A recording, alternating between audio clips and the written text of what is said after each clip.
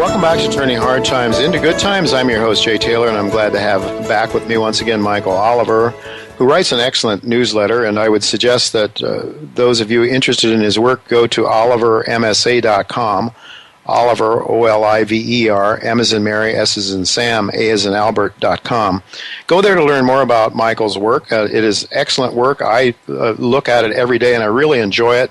Not only, Michael talks mostly here about stocks and gold and precious metals and things that are nearest and dearest to our hearts, but he also, for example, put out a very interesting missive yesterday on Apple. Michael follows a lot of different markets, and he makes this available to subscribers at a reasonable price. It's certainly not a free newsletter, but it's very reasonable. You don't have to be a billionaire to own it or to subscribe to it. So go to olivermsa.com and check out his work. One of the things that I really appreciate about Michael's work is that I don't have to spend an awful lot of time with it. I can get it and get the sense of what he's saying without having to digest, spend lots and lots of time with it. So that's, I think, one of the things that makes it so valuable. Have a sense of which way the markets are going, and whether and your conviction either gets stronger or not as strong based on Michael's work on an ongoing basis. So it helps you sort of figure out how you should weight your portfolio, and that's what I really appreciate about it. Plus the fact that he's been very right about a number of markets that I've been following anyway. So welcome, Michael. It's really good to have you with me again today. Great to be back, Jay. Great to have you back. Now, Dr. McHugh, who will be following you on the show today, believes that we've seen the highs in the Dow and the S&P 500. Are you in agreement with that view, and if so, why? Yeah, I'd say there's a good chance that we've seen it. And early in the year, S&P was at 2059, closed out last year. I put out a report projecting that the high for this year would be 2130, which is pathetic, really, when you project it, because that's only 1.8% above last year's traded high, which is 2093. By the way, we're trading either side of 2093 today, which is to say the S&P is trading where it was 9 months ago. But the high that it reached in May, and again last month, was 2130. So I'm satisfied that it hit my resistance and can't seem to get through it. And that last run-up we just had was accompanied by a very sharp run-up in the NASDAQ 100, which has some heavy weightings within it, like Apple, but Google, which had an explosion recently, and so forth. So a few symbols can really distort that index. So when it blasted to a new high, I was a bit surprised the S&P couldn't follow it, and it didn't. And now we've waffled back off, and you're trading at 2090, 2100 area. So, yeah, answer the question. I think that might have been the high of the year. 100% convinced? No.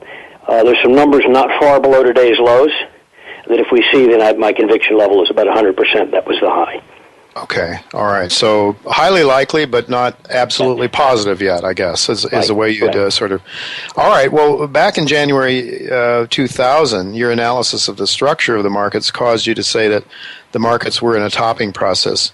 But for the bears, it was very difficult to stick with it. I understand very well how that is, because, when you've seen a market go in one direction for so long, and then it just sort of puddles along and doesn't go anywhere, it's hard to believe that the opposite is going to happen. Why do you think, though, that's the case? Why is it so difficult for us to think outside the box? I'm not sure, but some of the major trends in stocks in particular, and this is not just tops, but also bottoms, tend to be pretty protracted arm wrestling processes, and usually involving 3/4 of a year, if not more. The 2000 top, perfect example. The 2002 through 2003 low, another example. 2007, 2008 top, another. They're all many months in there of where the action stays firm, let's say in an old uptrend, doesn't break down, and gives you enough marginal new highs to tease you into your bullish confidence, or to really intimidate the bears. Because, every time you make a new high, they think it's going to leave the earth, and it doesn't. What I look at, though, is not the price action, it's the momentum of price, and I've seen enough damage early in 2000. I saw enough constructive action in the summer and fall of 2002, these are prior to the actual turns, and enough damage in 2007, early 2008, to be fully convinced that those markets were topping or bottoming.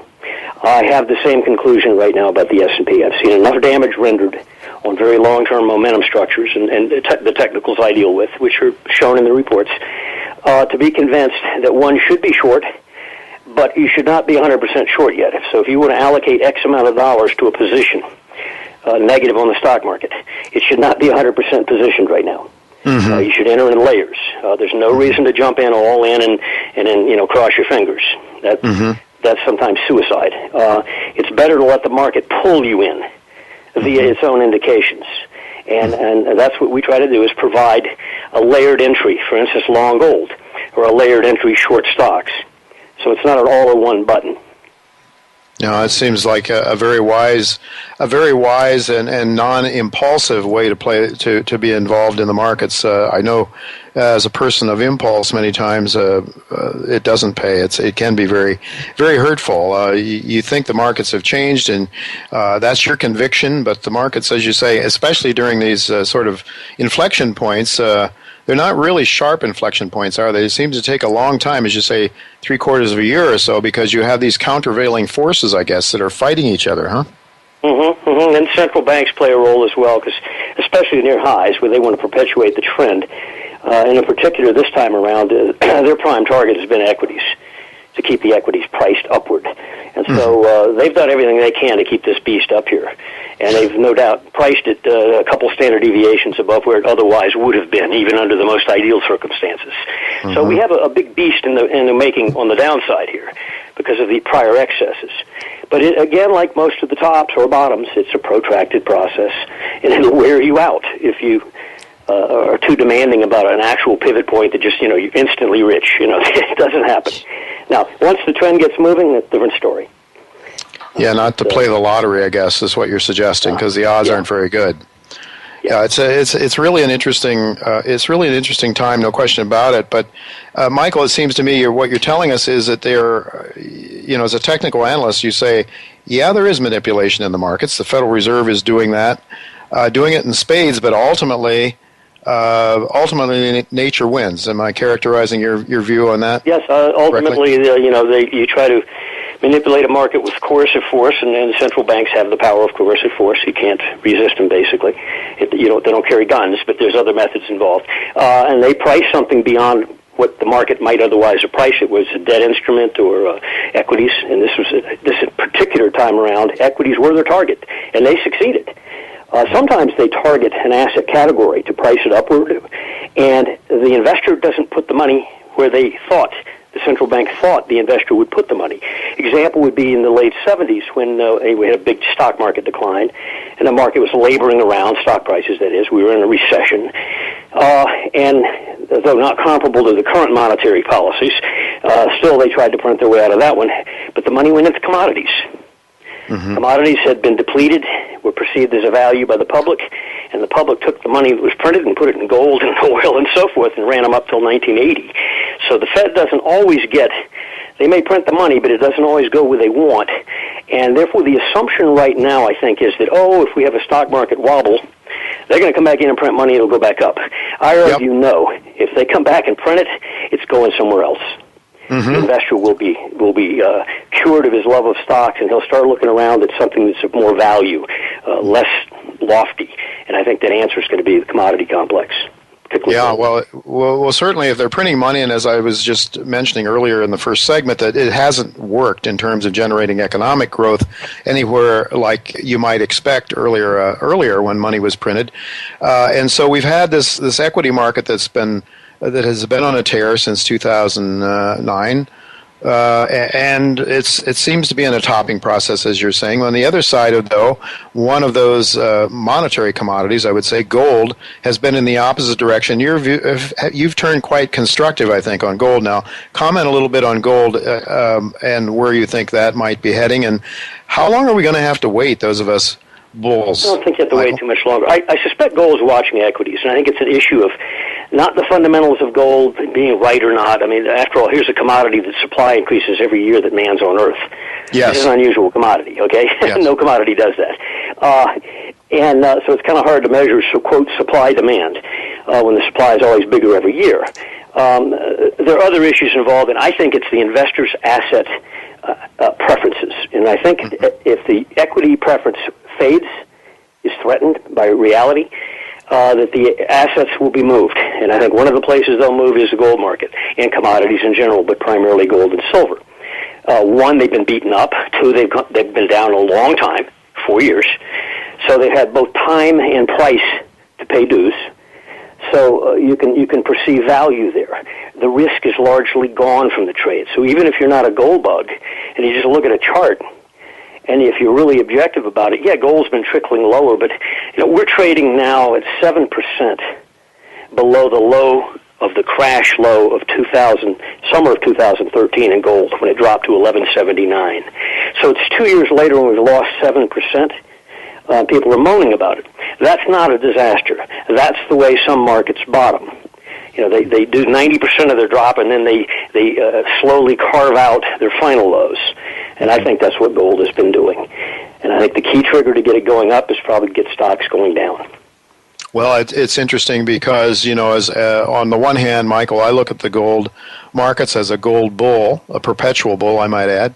Not wisely so, but I am. And when I look at the gold price go below that 2013 low, I say, oh, here we go again. Here we go. It's never going to come back. But then on the other hand, your work sort of encourages me because I see your momentum charts and your structural momentum charts that are looking quite different a lot of times. And certainly you showed that on the S&P 500. And so what is gold in the last minute or so that we have here? What are you seeing, though? You're actually seeing some constructive movement, I guess, in the momentum of gold now. Is that right? In the reports that are issued now, we are prescribing 3 new entry levels. Right now, I would be 25% long gold of whatever assets I wanted to put into it. 25% should already be committed. Should have been committed a year or so ago. And just blasé, just put it on the major declines over. I've got layered entry points starting at about 1110, which is not very far above the market. That would be the next level, and that'll change week by week. So you have to read the reports. Another one's at 1164 this month. And the final level is at 1230 level anytime this quarter. So I've got 3 more. So at that point, you go from 25, 50, 75 to 100% invested as the elevator starts to rise. Instead of just jumping all in here. I do it more casually. Yes, you might miss a little bit from the bottom, but you have a safer position. Sure. And it's much the same way in reverse on the S&P. Well, it all makes an awful lot of sense to me, Michael, and I do appreciate your almost daily missives, not every day on gold and silver and those markets the closest to me, but always, several times a week you put stuff out, and it's very interesting and, as I say, very easy to follow, and you don't have to spend a lot of time doing it. So I really want to suggest to my listeners, again, it's Oliver MSA, Oliver M as in Mary, S as in Sam, A as in Albert.com. Go there, learn more about Michael's work, and it is available to investors, not just large corporate interest, as Michael used to sell his service to. Michael, I want to thank you very much for being with me, and I hope we can do it again next week. Great, Jay. Talk to you then. Thank you.